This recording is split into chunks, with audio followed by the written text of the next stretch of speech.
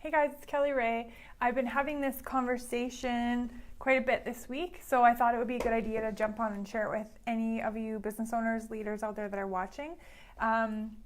In almost every situation that you have with an employee, when you need to discipline or have a coaching conversation, or even with clients, anyone you're really trying to problem solve with or achieve an outcome together or have someone modify their behavior, questions are your superpower.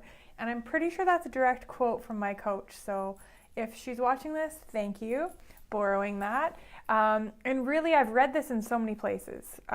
Every leadership class, a lot of books.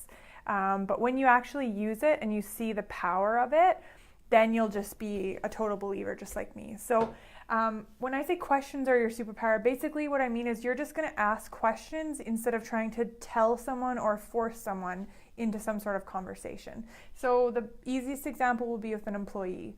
So if an employee, let's say, let me use an example that actually happened this week. So we had an employee really lose her temper on one of my clients. And first of all, my question to my client was, what have we been doing to teach this employee that she's allowed to blow up on you like that, right?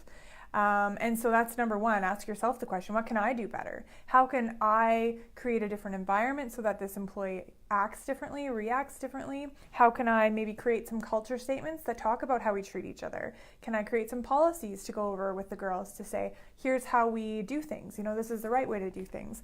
But also the coaching conversation doesn't look like, you're in trouble, you shouldn't yell at me, you're getting written up. The coaching conversation looks like, how did you feel about that conversation? Okay, great. How do you think we could have had a better conversation? Great. What do you think you could do differently next time so that you'd get a better result? And the employee will actually tell you, well, I shouldn't have yelled at you.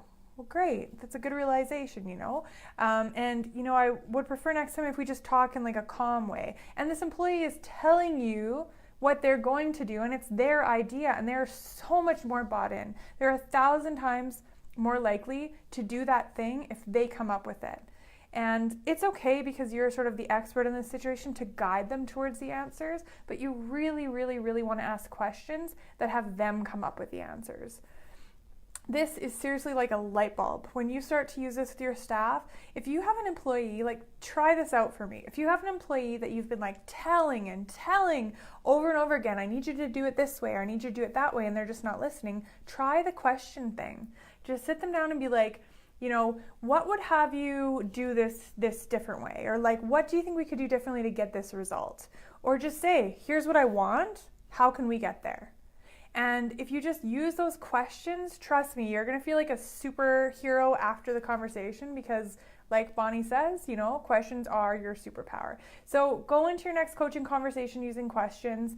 Watch the light bulbs come on. Watch them come up with the right answers themselves. And then watch the magic out in your workday as people just do the things that you wanted them to do.